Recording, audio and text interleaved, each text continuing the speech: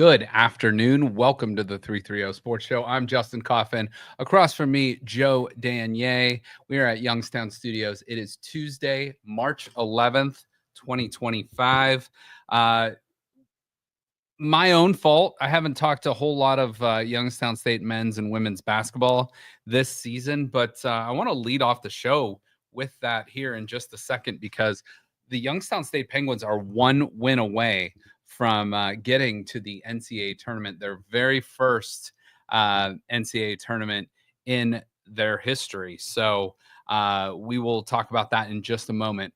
We are also going to talk about the Cleveland Cavaliers, what they're doing, and just setting the NBA on fire with what they are doing. We're going to talk about LeBron James versus Michael Jordan and why it drives me nuts to have a debate about them, but we're going to debate it. We're going to debate the debate. So we will talk about that. Obviously, if you are a Cleveland Browns fan and you tune into this show, or a Pittsburgh Steelers fan or whatever, there has been a lot of news that has come out over the last couple days. Myles Garrett is staying with the Browns. We'll talk more about that. The quarterback dominoes that have fallen, NFL free agents, stuff like that. We're going to talk about some crazy Major League Baseball rarities, the top 10 most rare things in Major League Baseball. We'll talk about that. And then just plenty of news and notes. And you know how we get a little weird sometimes. So we'll talk about. I'll take credit for that part. It's a little, it's mutual. Okay. I enjoy it, but you got to get a little weird every now and then. So that is what's on the show today. But let's start off with Youngstown State men's basketball. Coach Faulkner took over this past year for coach who left for Utah State. And, he has done a great job. YSU didn't get off to the greatest start, but they've really picked it up towards the end of the season. And they will play tonight against Robert Morris, the Colonials, obviously for the Horizon League Championship. So that game is played tonight in Indianapolis. I believe it's on ESPN2 at 7:00. That will punch the next ticket, the Horizon League's ticket for the NCAA tournament. So good luck to Coach Faulkner and the Penguins. Continue that great season. Get to I know that's been a goal of Youngstown State's for many, many, many years, but we will see if they're able to do it tonight. But definitely good luck to Penguins. Hey, Joe, this is random. So last night, sitting around and, couple, my wife, but my family was like, why are they called the Penguins? Do you have any idea where the Penguin nickname came from? Not at all. Okay, so I did some research, and I've kind of heard this story before. So back in, I want to say it was like the early 1930s, YSU didn't play or didn't have like a team nickname. So, they were just the Youngstown State. They were actually known as the Locals in I believe the teens and the 20s. They didn't have a name. So they went on the road, and apparently the bus didn't have heat. The locker room they were playing in, I believe they were playing at West Liberty State University, which is somewhere in West Virginia. And they go out, and a local sports writer or a coach, no one can quite agree on who it was, said they were stamping their feet and waddling around like penguins. And that apparently is where the Youngstown State Penguin nickname came from. A local sports writer who might have been down there, might have been one of their writers, but a coach or a fan or the sports writer or someone, no one can really agree on who it was, but back in the early 1930s, called them the Penguins. And it was in the paper, and the people around here just loved it, and it stuck. So I thought that was kind of a cool little backstory of how YSU became the Penguins. So take your affinity out of the equation. Yeah. How good, in comparison to other colleges, is the Penguin as a mascot? Yeah. Take your love out. Well, the cool thing is it's the only university, I believe, in American sports. I'm not sure. Penguins are only in South America or the Southern Hemisphere. Yeah. So they're most people, that's a most people think, oh, they're at the North Pole. They're only in the South Pole or like the tips of like South Africa and stuff like that. And obviously Antarctica and very, very South America. So they're nowhere in our range of tigers and lions and eagles and, you know, the popular bulldogs, popular mascots.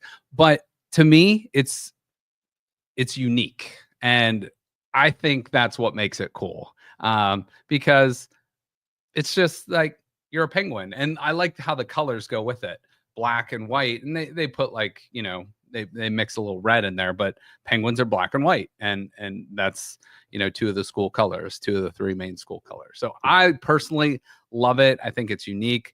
I love Ohio State's the Buckeyes. It's the state tree. But like Ohio State takes something that's, you know, what the state's known for, even though people outside Ohio might be like, what's a Buckeye? You know what I mean? But like for YSU, it's like, why are you guys the Penguins? It's like, that's just a cool backstory. But for me, I like the nickname. So yeah, and we go over a lot of the mascots, and some of them are just freaking weird. Yeah. So I mean, but I think mascots should be fierce. Like when the penguins are coming at you, right? You're like, oh, they must be devastating. And it's like the sunflowers don't do it for me, you know what I mean? It's not a physically intimidating mascot, Yes. you know, but I don't know, there's something to be said. It's kind of cute. It's kind of cool. You can market it up. I mean, look what Penguin City's done.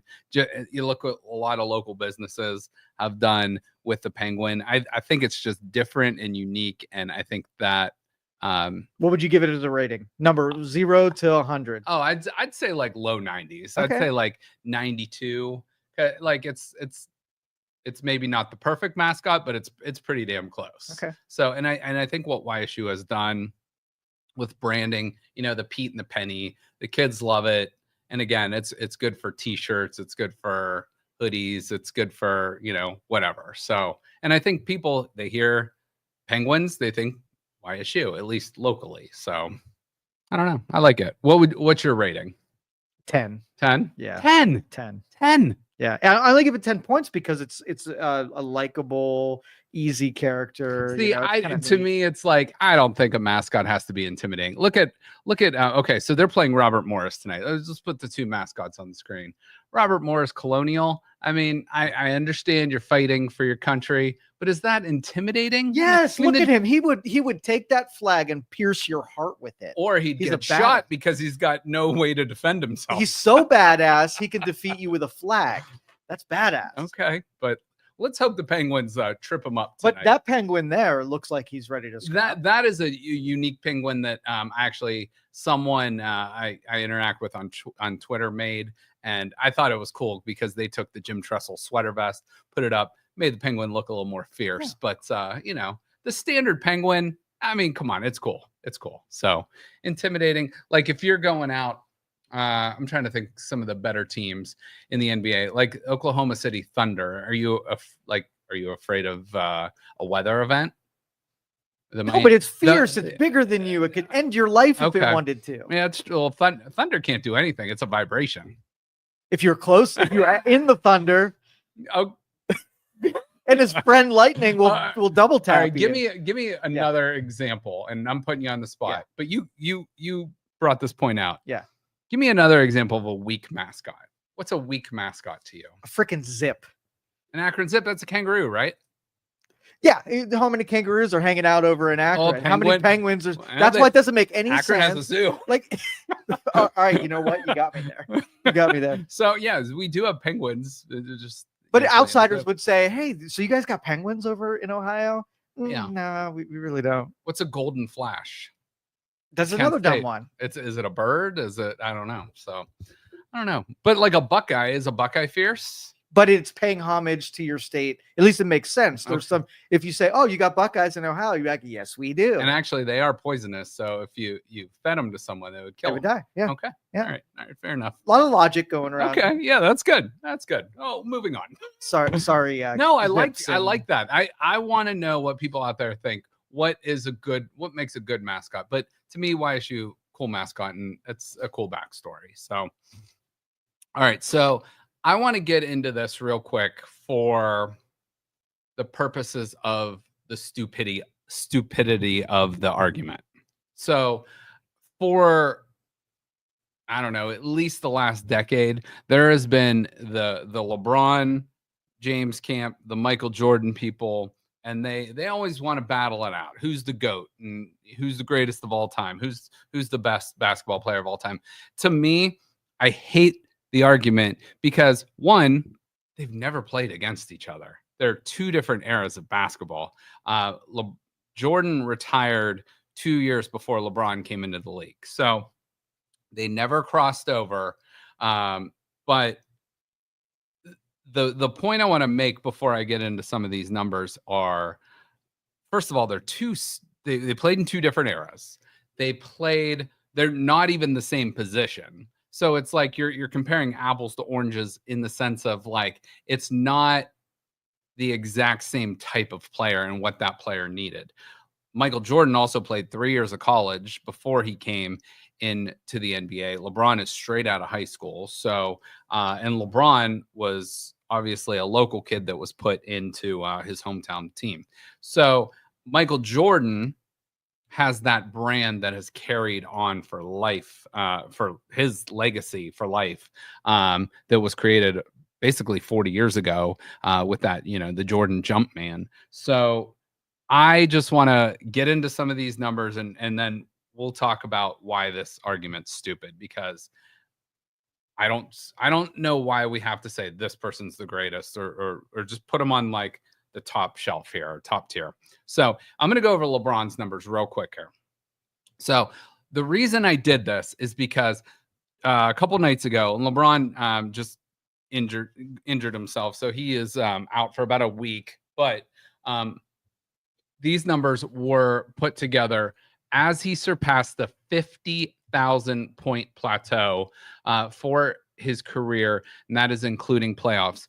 No other player is within 5,000 points of that, and that was Kareem Abdul-Jabbar, who retired like 40 years ago. So here's LeBron has obviously played with 3 different teams. He is one of, I believe, 4 or 5 players in the history of the NBA to win 3 titles with 3 different, or to win multiple titles with multiple teams. So he obviously won the 2016 championship with the Cavs.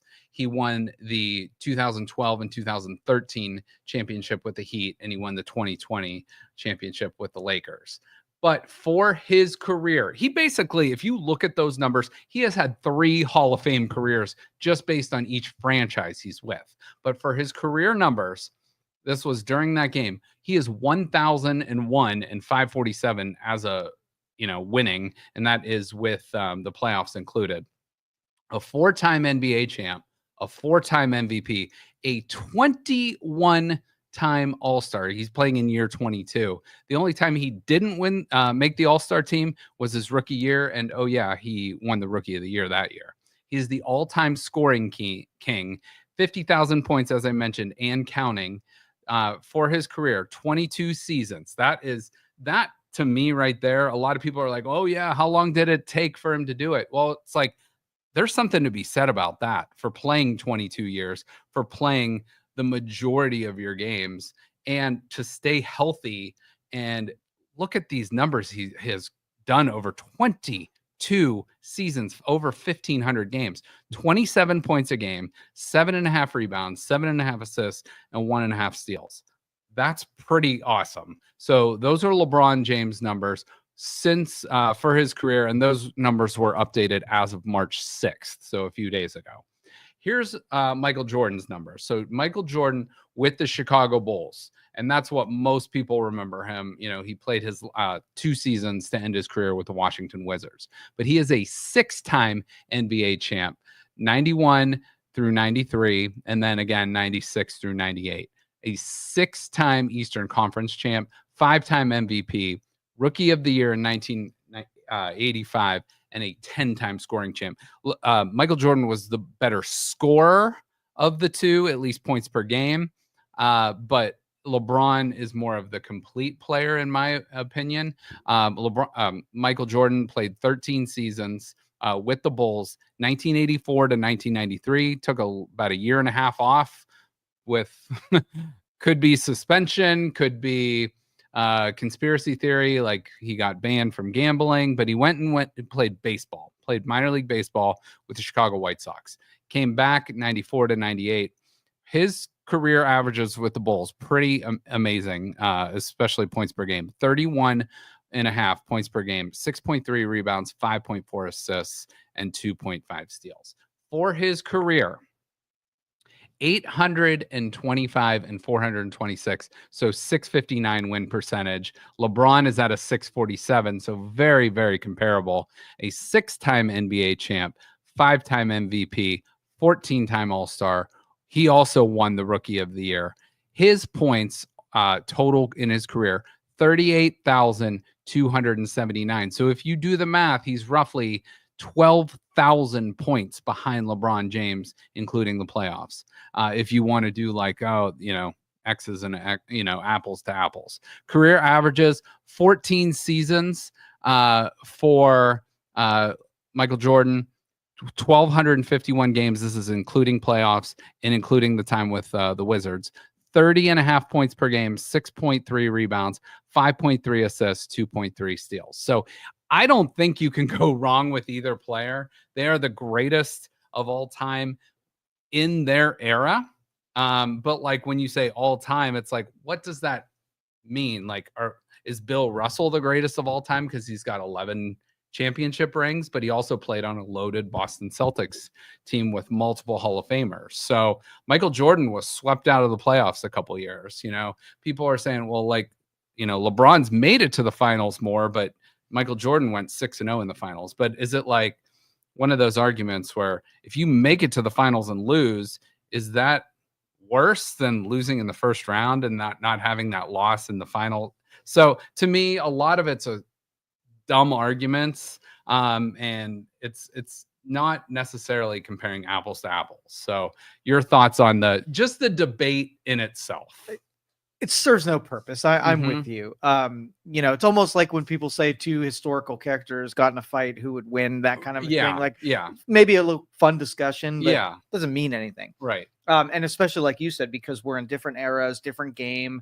The only way to satisfy this is to make them play each other right now and see who freaking wins. So 1-on-1, 50 games, best of 50 games. Well, you got a 63-year-old Michael Jordan or whatever he is versus LeBron, so who's still 40. Point is, there's no way to compare them. It's not fair. I mean, would you take like a Babe Ruth and put him in today's league and is he the greatest, home run hitter? That's a great comparison. It's like, probably not, because you look at what people are doing with their body, staying, Babe Ruth would probably like have a few heaters and slam a few beers before every game. It's like, that's not the way things are done now. Like, people, like athletes, take care of their bodies. They spend millions into the off season, into their training and nutrition and taking care of themselves. So it's apples and oranges. And I love LeBron.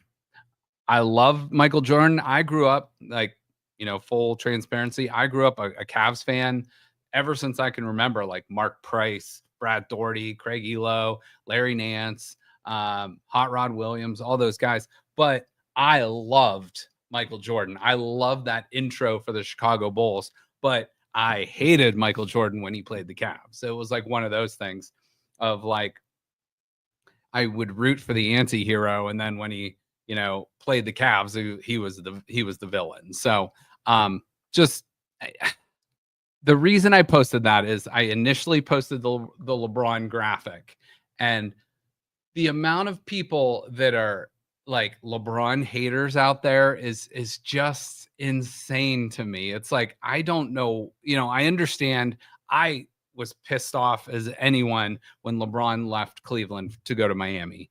But when he came back in 2016, well, he came back in 2014 or whatever, but he redeemed himself by winning that championship for the city of Cleveland, who hadn't had a title in 52 years. So to me, he's good. Like, he's won me, and that might be a little inherent bias, but to me, it's like LeBron James is more of the complete player.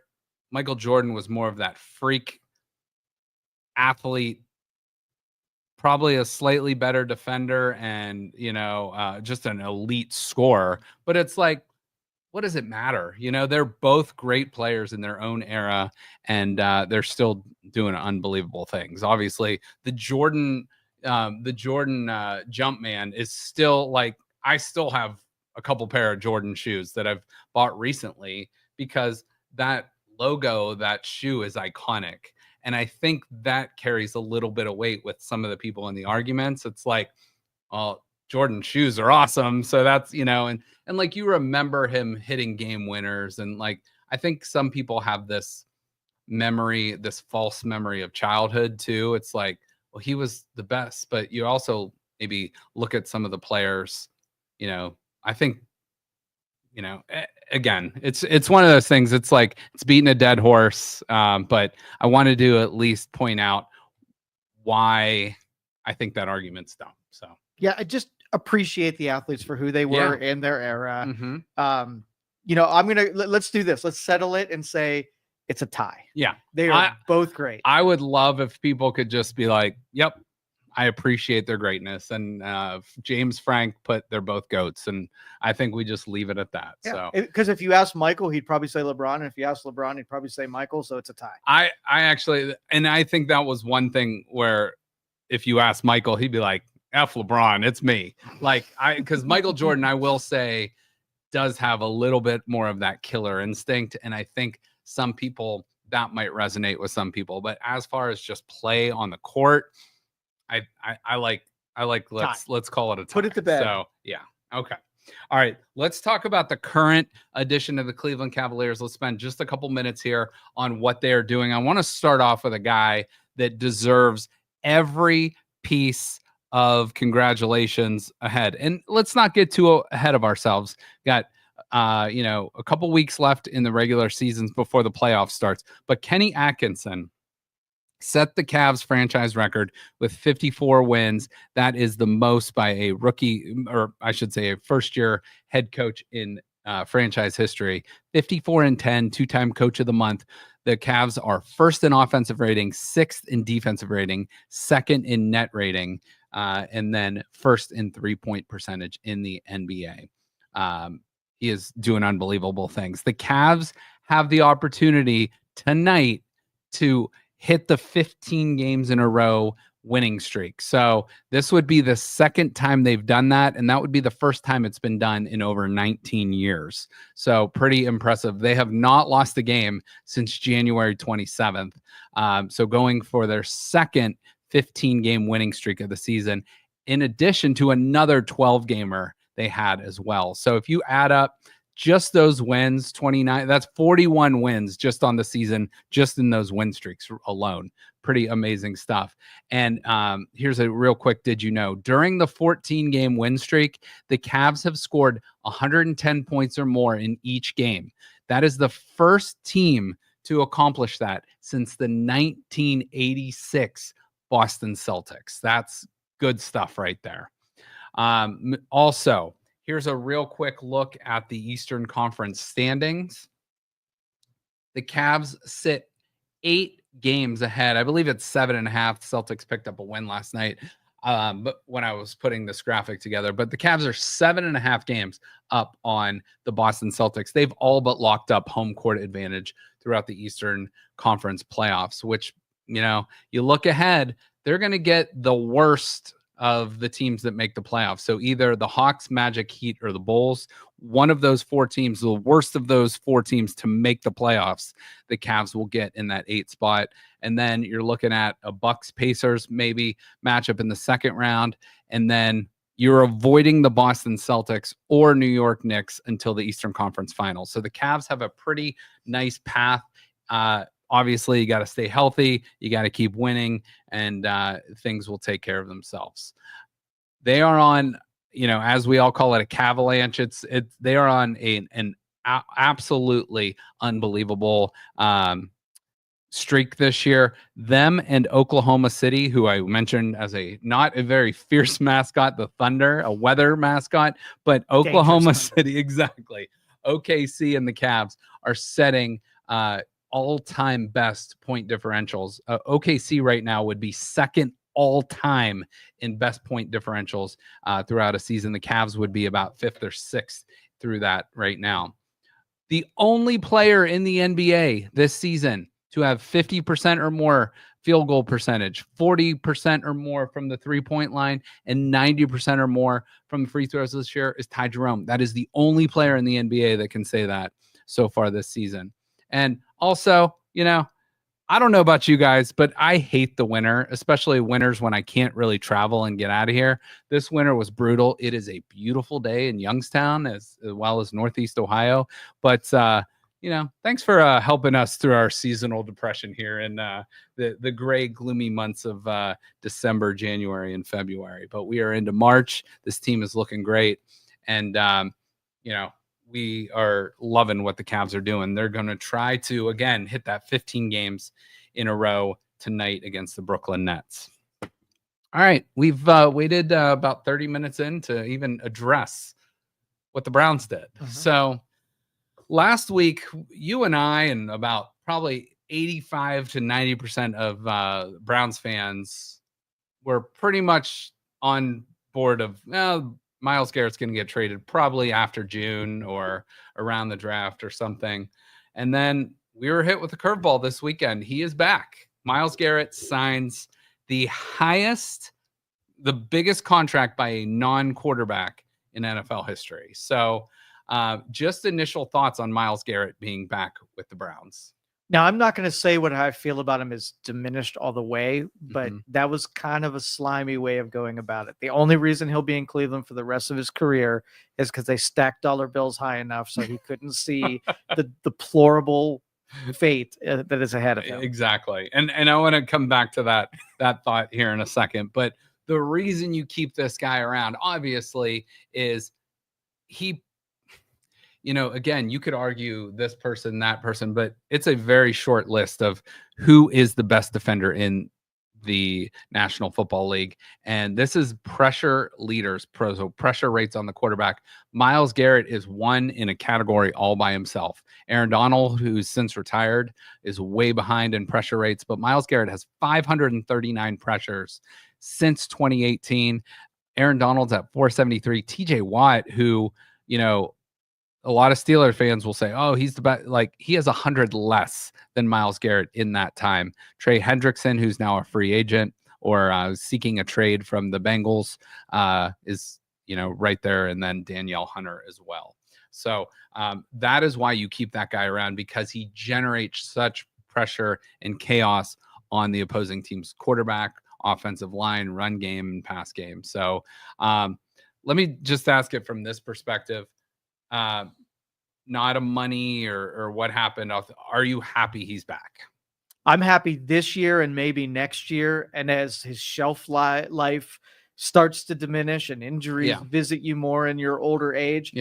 3 years from now, I might be like, here's another big anchor on our balance sheet. Exactly. Well, and I'm glad you went to the contract, because I'm going to show you what those numbers look like right now. So Myles Garrett, again, the highest paid non-quarterback in the league, $40 million annual salary. Here's the big kicker in this, I think, though. And this is where Myles Garrett gained a little bit of leverage. They have added a no trade clause. Now, that does not mean he cannot be traded. What that does mean is he can only be traded to a team he wants to be traded to.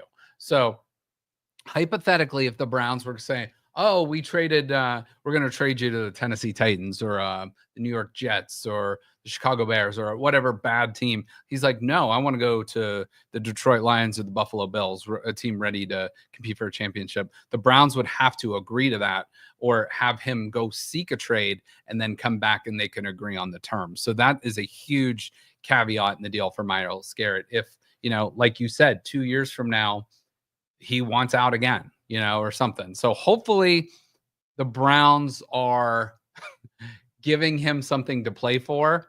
But I don't know. It's like, was it just the money or is it 100% the money? So Joe thinks it's all the money. So he was psychologically gone out the door, burning bridges, hurting feelings. Yeah. Like he pictured himself not being there. What disappointed me was during the Super Bowl week when he went on all the ESPN's and Rich Eisen shows and Radio Row, basically, all the major national shows, and was like, it's not about the money.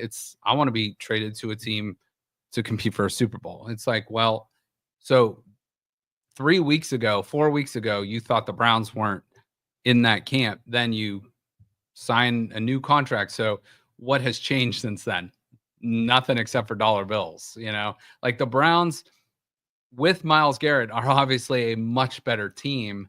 But if the Browns were to have offloaded him, I'm not worried about the salary cap, but like if the Browns were to offload him, they could have accumulated a ton of draft capital to then, invigorate that team for maybe you struggle for a couple more years. But this keeps the Browns at least at the forefront of competing and being there. But there's still that huge missing piece of a quarterback. Now, when Andrew Berry met with Myles Garrett, he said, well, we're going to bring you in a Super Bowl champion quarterback.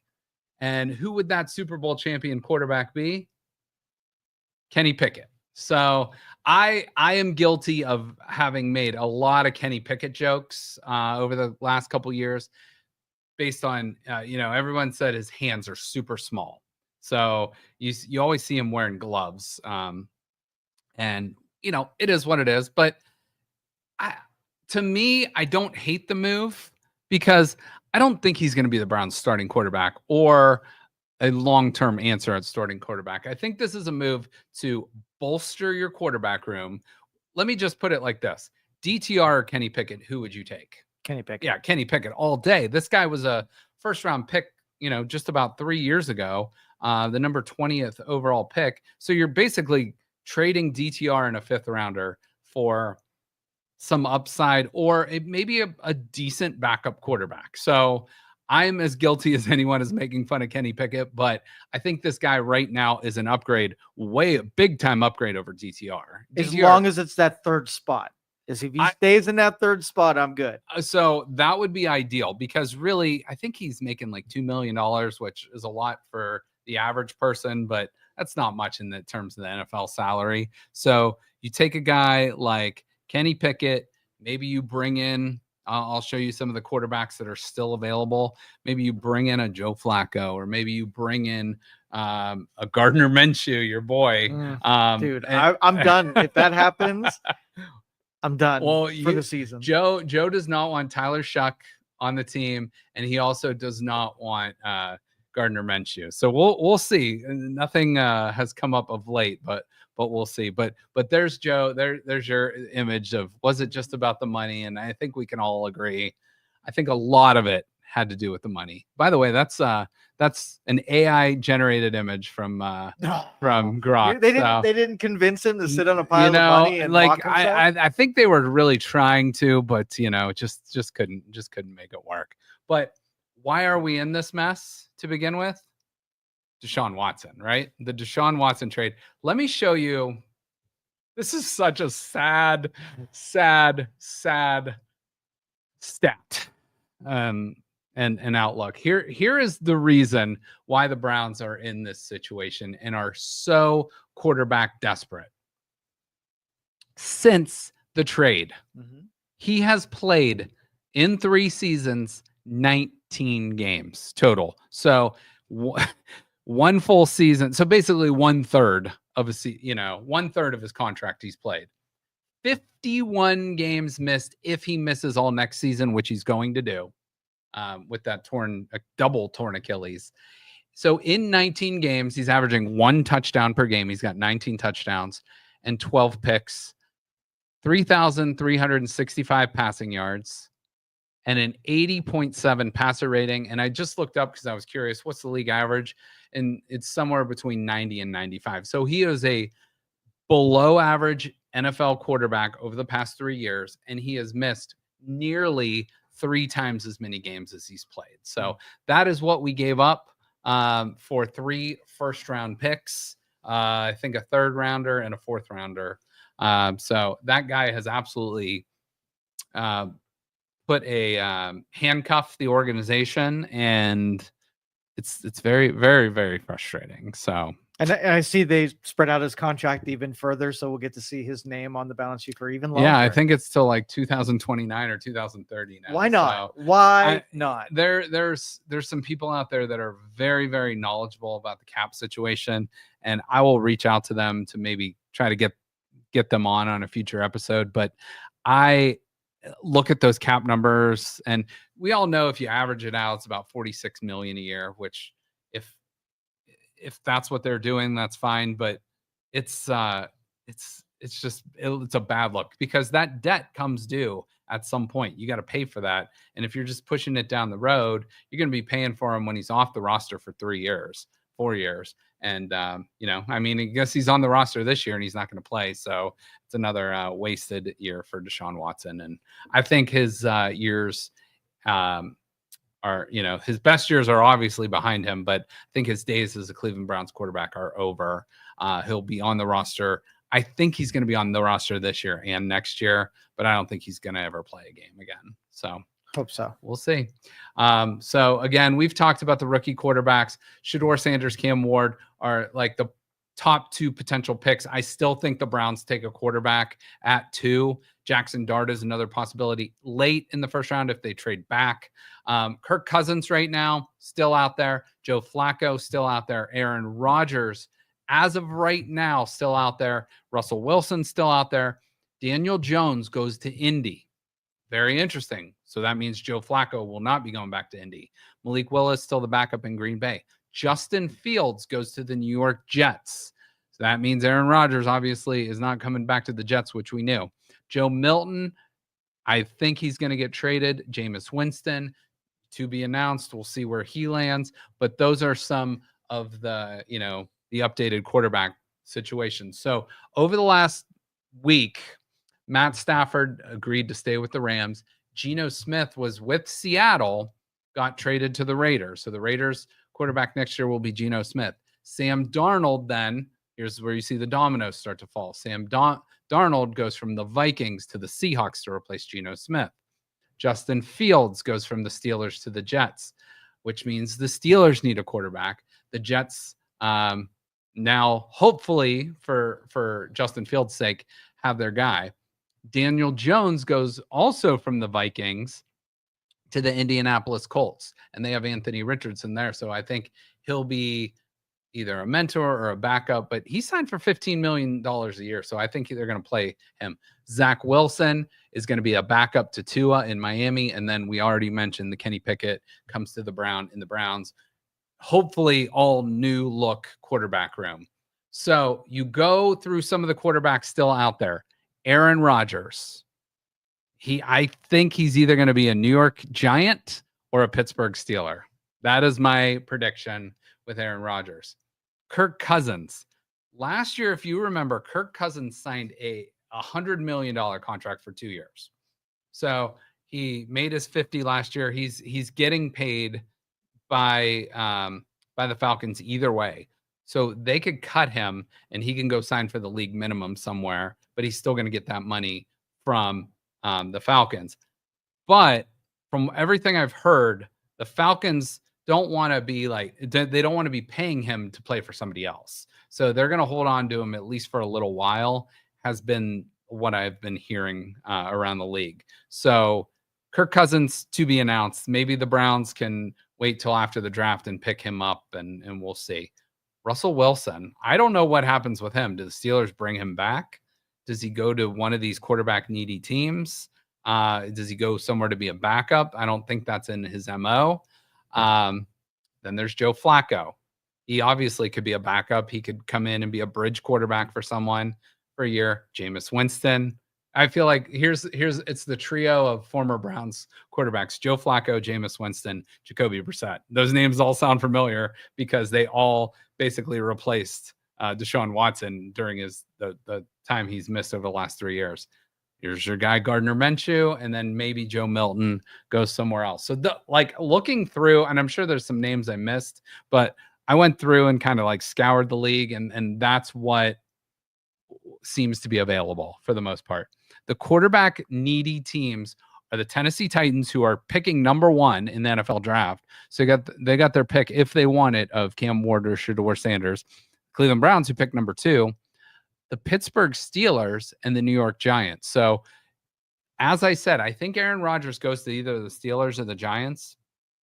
And the other team's going to be out of luck, too. The Giants pick 3rd. So, if the Browns and Titans both take the quarterback, maybe the Giants move up or try to trade. I don't know what the answers are, but this should be there's as the world turns in the NFL, there's going to be some drama going forward. So, any thoughts on any of these quarterback moves? I'll make a prediction. Oh, you stirred up the BJ. All right, BJ, get up here. BJ, all right. We'll let BJ because he took the effort to come all the way up here. BJ's pissed. All right, the Raiders still need a quarterback too. I'm not sold that Geno Smith's going to be their go-to, so I could see them trading up. I have an unpopular, an unorthodox thing I think the Browns should do. I think they should trade back from number 2. Okay. I want them to get. I really want them to get Ashton Genty from Boise State because I think that's the best running back in the draft. Sure.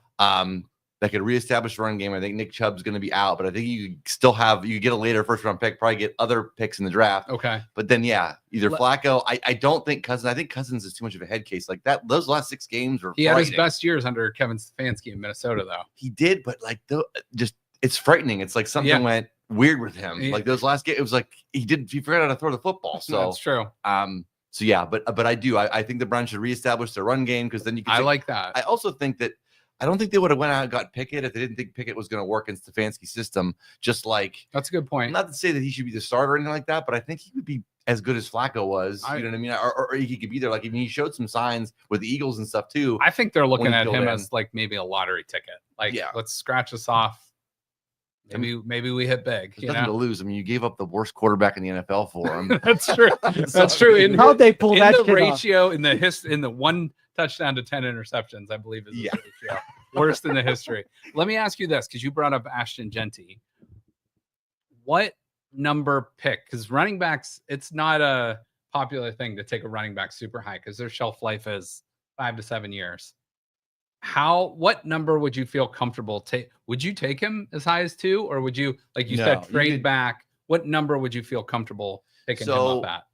This is what they're going to have to do because I think the Saints are going to take him because of the Boise State connection between Kellen Moore and Ashton Genty because the Saints are really high on him. Yep.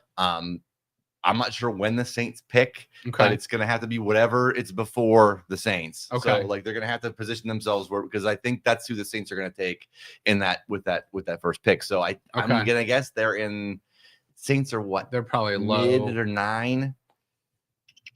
New Orleans is number 9. Number 9. Yep. So yeah, I mean you would have to go back to 8, but I seriously think Las Vegas is going to come calling to Cleveland or Tennessee because I think they want one of those 2 quarterbacks too. And Geno Smith would be the ultimate bridge, kind of like 2, 3, 4 year guy, or probably 2 or 3 at most year guy. Right. And he gets connected with Pete Carroll again. But like I'm sure Shedeur Sanders or Cam Ward wouldn't mind going to Vegas either, where they could sit behind him a year or 2.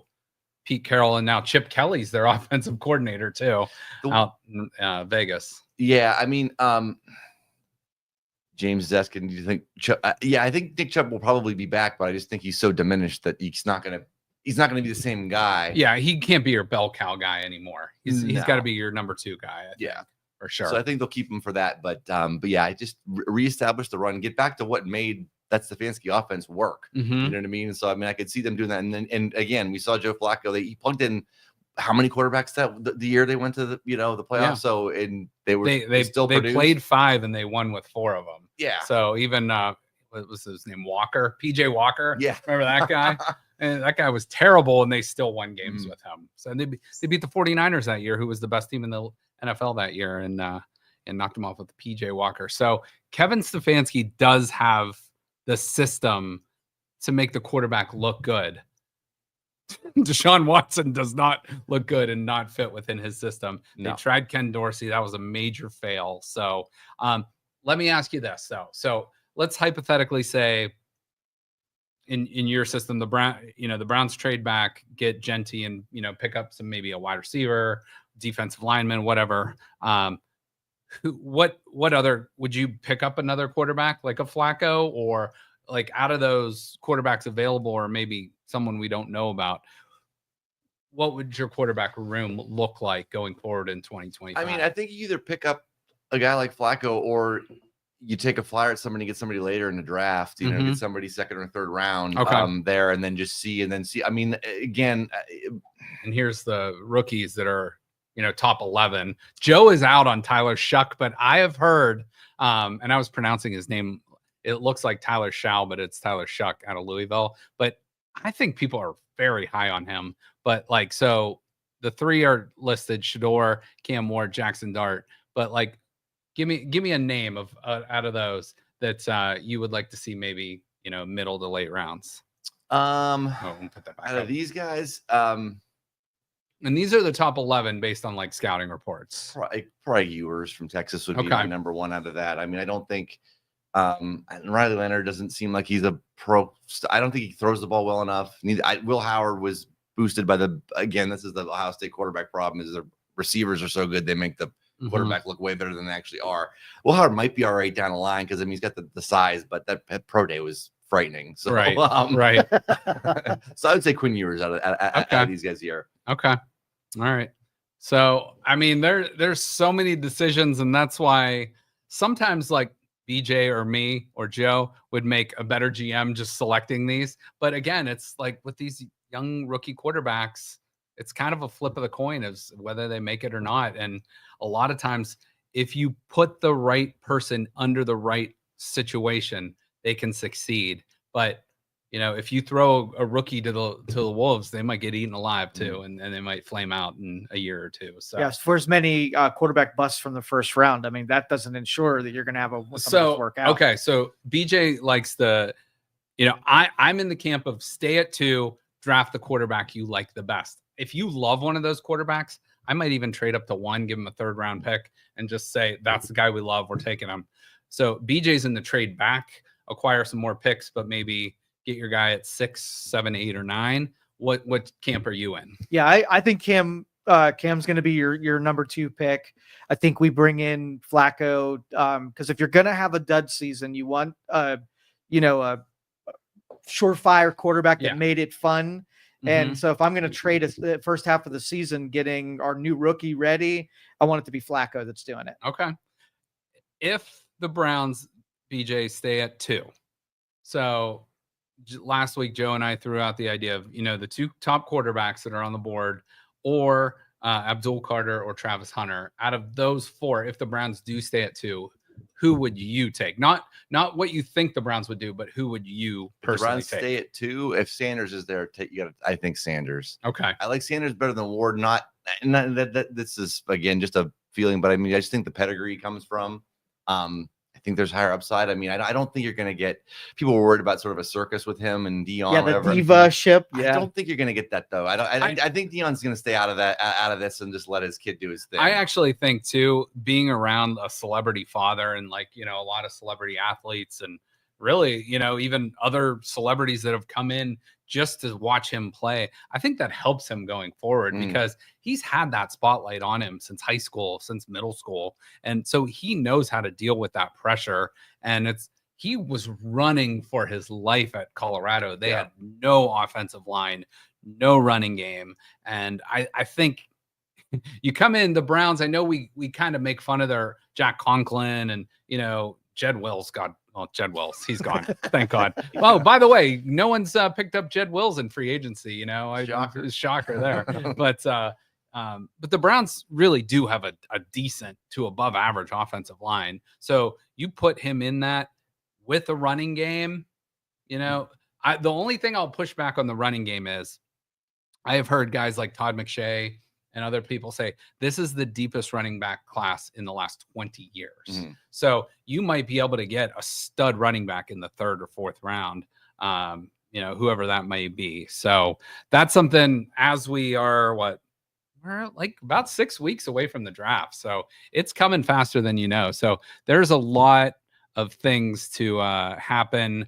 And running backs, quarterbacks, wide receivers, I think the Browns are in a very interesting situation that could go several different ways, but they got to nail they have to nail the first round pick this year if they want to be successful going forward. So let me ask you this too. Who do you both think is under center for the Pittsburgh Steelers next year? They just acquired DK Metcalf. They may or may not keep George Pickens, the other wide receiver. But who do you think is it Aaron Rodgers? Is it Russell Wilson again? Is it a rookie? Like, what do you guys think? Who's under center for the Steelers next year? Aaron Rodgers has got to be out of his mind to go to the New York Giants. Like, if he goes there, that is just a giant flame out. Let's do both New York markets. Let's go 2 for 2 and just suck it about. There's no chance of him succeeding there. So, I mean, he's got to go to Pittsburgh. And that's the only team that I think that's really. I mean, I haven't heard the Browns talking to him or anything like that. They don't seem interested at all. Whatsoever. I think it's going to be he's going to go to Pittsburgh for. He's priced on a 2-year deal. He might play 1, but they're probably going to try to use him as a bridge too.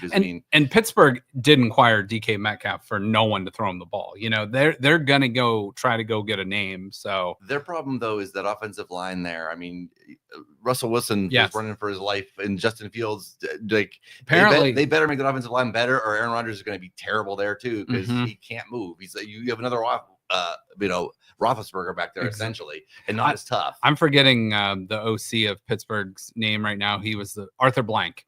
He was the former Falcons coach, but apparently him and Fields did not get along at all. And that was one of the reasons Fields never saw the field really in the second half of the year. So you think Aaron Rodgers, is he doing his ayahuasca down about 50 miles down the road? Absolutely. And I think that's where he's going to end up too, but I do not see him fitting into that offense. I think it's going to be a disaster for him. He's just getting up there in age. And like when you come off an Achilles, he was better in the second half last year. He just didn't look like he could move very well though. So the Steelers kind of have to get him though now at this point too, don't they? Because I mean, they pretty much if you're Russell Wilson, you're sitting there like, okay, they don't really want me back. I mean, who are you going to go back to? Like, I don't think they're not going to go for Kirk Cousins. No, there's nobody else out there. So it's either going to be Russell Wilson or Aaron Rodgers. They're going to go all in on Aaron Rodgers. They're probably going to end up overpaying for him for the couple years, whatever they do with them. But they're kind of stuck. They kind of have to go for him now.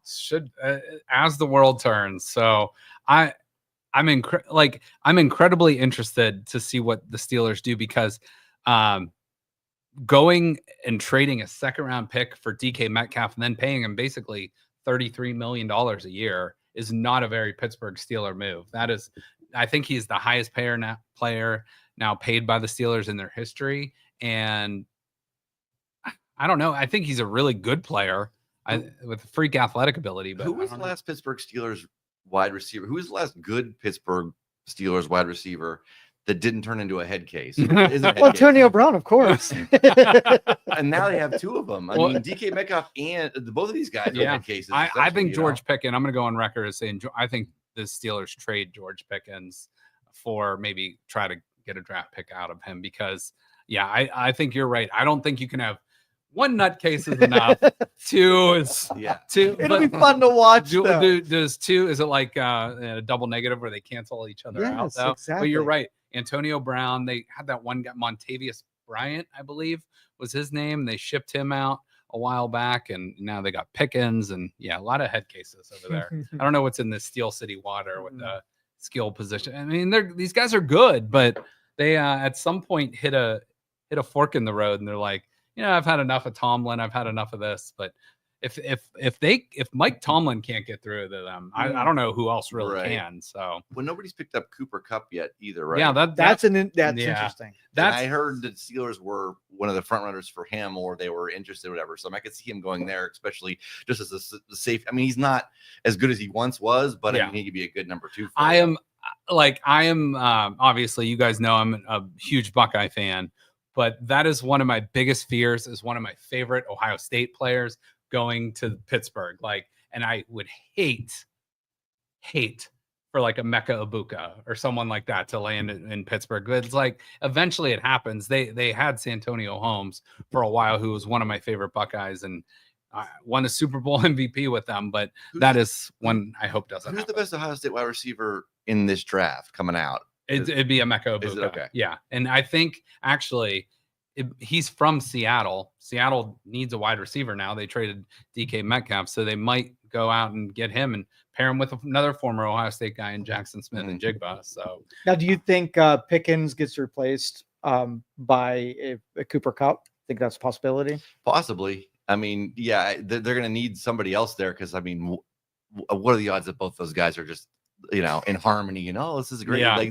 Like Pickens, especially, like he's the one that, like, I think is just, I don't know what the hell's wrong with that guy, but the Steelers have a knack for finding these guys that are head cases as a wide receiver. I have no idea why that is, but that would scare me a bit though, as a Browns fan, if and I'm not saying the Browns are winning the AFC North or anything like that anytime soon, but for them to pair DK Metcalf with Cooper Kupp scares me a little bit more, because you got that slot underneath guy, that guy that does the dirty work and the blocking, and DK Metcalf's just a freak athlete, and Pickens is a freak athlete too, but he was racking up like one catch for 9 yards towards the end of the season. So I don't know. Hopefully kick them both to the door and shut them down. But again, they got to find somebody to throw him the ball, and I think we all think it's going to be Aaron Rodgers too. So it'll be interesting. We'll see.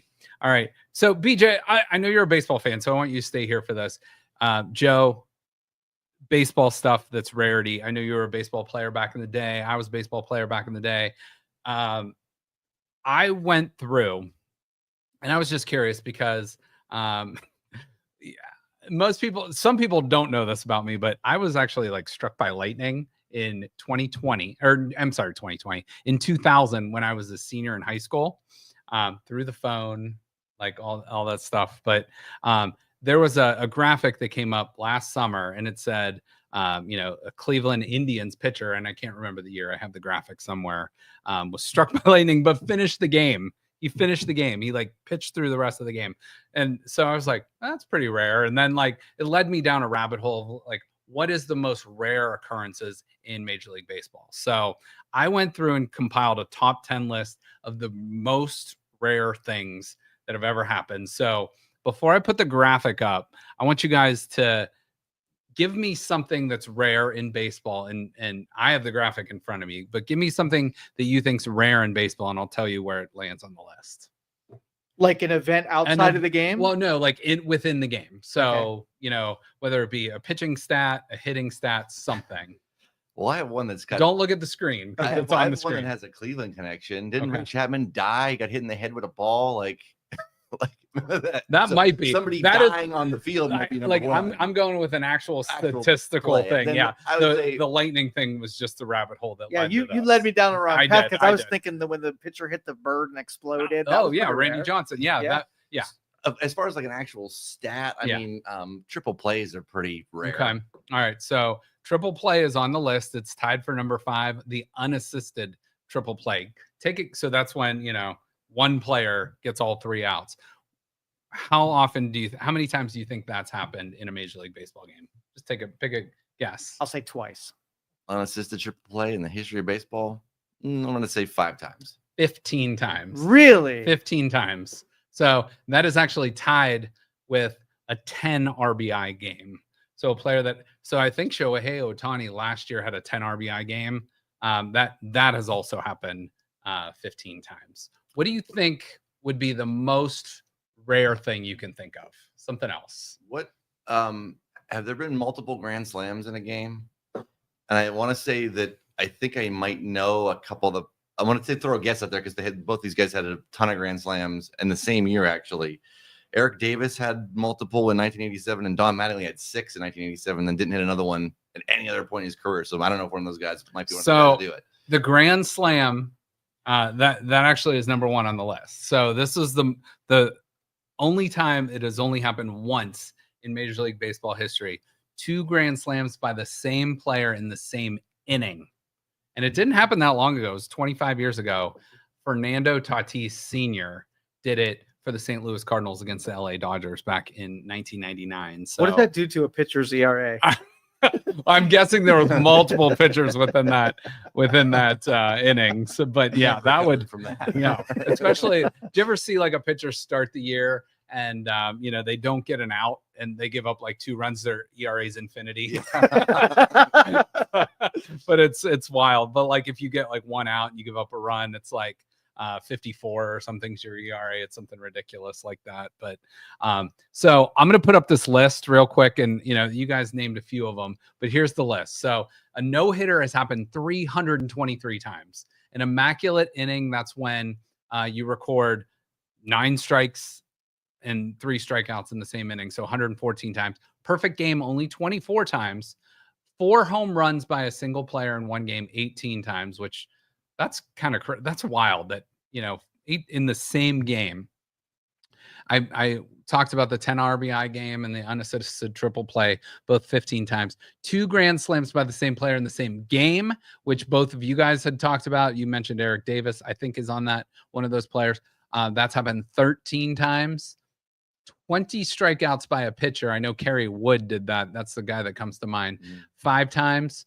The number 2 rarest thing on the list, 3 hits in 1 inning by the same player. That is, you'd almost have to, even if you lead off the inning, you'd have to bat around twice. So what would that be? 8. There'd have to be minimum of 19 batters in the inning for you to get 3 hits minimum. And that's if you lead off the inning. And then obviously 2 grand slams by one player in the same inning. That's 1 time. Fernando Tatis Sr., whose son, which is wild, makes me feel old, now is a player for the San Diego Padres. So that is some rare stuff. That is some rare stuff with baseball coming up. I got to try to mix in a little baseball because not minor league, like the spring training, unless you're there, it doesn't light the flame for me. It doesn't get me too excited, but you got Terry Francona on the Reds this year, Guardians coming off a trip to the ALCS. So should be a really good year for the Ohio teams. At least we hope. And the Pirates, the Pirates are not a team they're not like the Steelers. I don't root against the Pirates. I wish them well, but all 3 of those teams are kind of in the same ballpark of, they don't spend a whole lot of money, but hopefully, they can all compete and have good seasons. So we'll see there. All right, let's wrap up with a couple things here before we go. Now, this past weekend, time change, we go back to daylight savings time.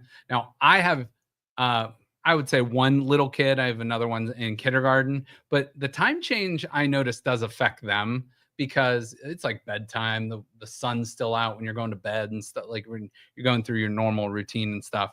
Joe, I've talked to you about this plenty of times.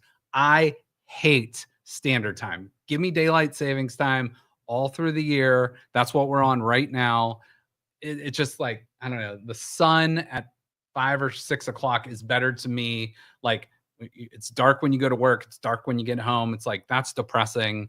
I think last week you even said more people, not to make light of it, more people die in the months of December, January, February than any months of the year because for various reasons, but that leads to it. So sell me, and I don't know if you guys are in the same camp as me, but sell me on why we should either keep daylight savings or end it.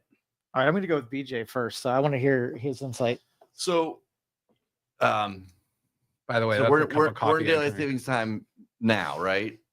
We are in daylight savings time now. Yes. Yeah, I should just be this way all the time. I don't understand why we're still. I think I'm not even sure why they started it to begin with. I'm guessing it's some sort of archaic thing, and then they're just not getting rid of it for some odd reason. But I honestly don't know. But yeah, and I wish they would just keep it this way because it's in the wintertime. It's brutal when it's dark at 4:30 or 5 o'clock. Yeah, it's awful. I'd have to look up their origin again, but I've heard multiple things from World War II to farming to different things like that. So I don't know exactly what the reason we have that, but yeah, the most plausible is that World War II, where there was a scarcity of energy, and in order to save candles or oil lamps or whatever, they made the working day happen when it was already lighter outside, so that they wouldn't have to burn so much stuff. So that makes sense.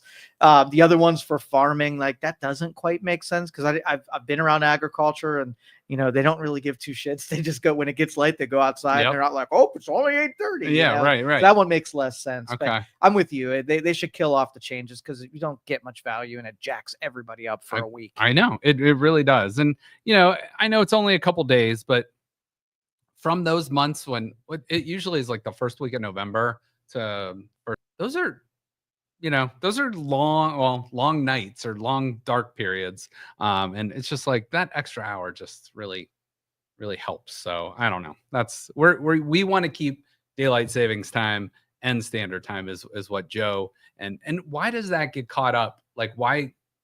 Like I know that's a bipartisan thing. Like everybody's kind of in agreement. Why doesn't that get done? You're the political guy, Well, it's less about politics, and there's so many things that are predicated on the time change. Yeah. There would be a lot of costs to businesses and government to switch back over now, so that like your phone automatically updates. There's computer systems that adjust for daylight savings, and all that would have to be changed and turned off, and that. There's a lot of planning and logistics that go along with that. Okay. Didn't Trump just sign like 400 executive orders? Couldn't that have been one of them? I think it went through the Senate. I think it's already law that they plan on changing it. Like, I don't get it. This was talked about. This has been talked about for many, many years and like multiple times. But like, I don't know why that's still not still hasn't got. Is there like a lobby group that is defending daylight savings time? We hear them if they are. We like it dark. We like to sleep. We're vampires or something.